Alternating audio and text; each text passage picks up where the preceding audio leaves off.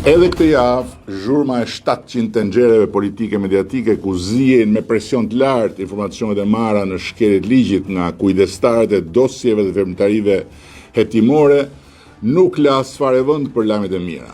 Pa çka se kjo që kaloi ishte edhe javë krish lindjesh. Pikërisht të javë doli rezultati i tremujorit 3 vitit, ku ekonomia shqiptare u rrit me 3,75%.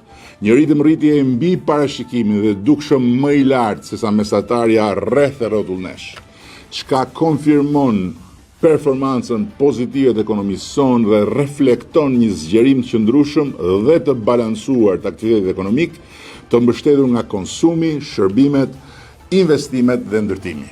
Gjatë tremujorit 3 të vitit 2025, turizmi ishte motori kryesor i rritjes ekonomike. Të ardhur nga shërbimet e udhëtimit arritën në afro 2,3 miliard euro vetëm në këtë tremujor, duke çuar suficitin e tregtisë shërbimeve në rreth 1,9 miliard euro me një rritje vjetore 27%.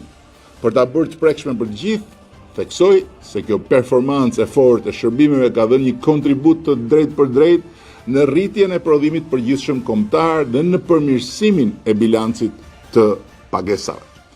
Po ashtu, besimi investitorëve mbeti i fortë, edhe në tremujorin e tretë, investimet e huaja direkte arritën në rreth 450 milion euro me një rritje vjetore prej 10%, të përqendruara kryesisht në sektorët strategjik si turizmi, pasuritë e paluajtshme, energjia dhe financat.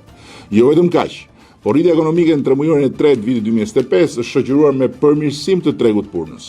Norma e papunësisë ka mbetur në nivelin 8,1%, por punësimi është rritur në 69,6% dhe pjesëmarrja në forcat e punës ka arritur në 76,5%. Paralelisht dhe përsëri për ta bërë të prekshme gjithçka po them, paga mesatare bruto në Shqipëri u rrit nga 776 euro në 830 euro, duke reflektuar rritje të ardhura nga puna dhe një përmirësim të mëtejshëm të gjendjes ekonomike të familjeve.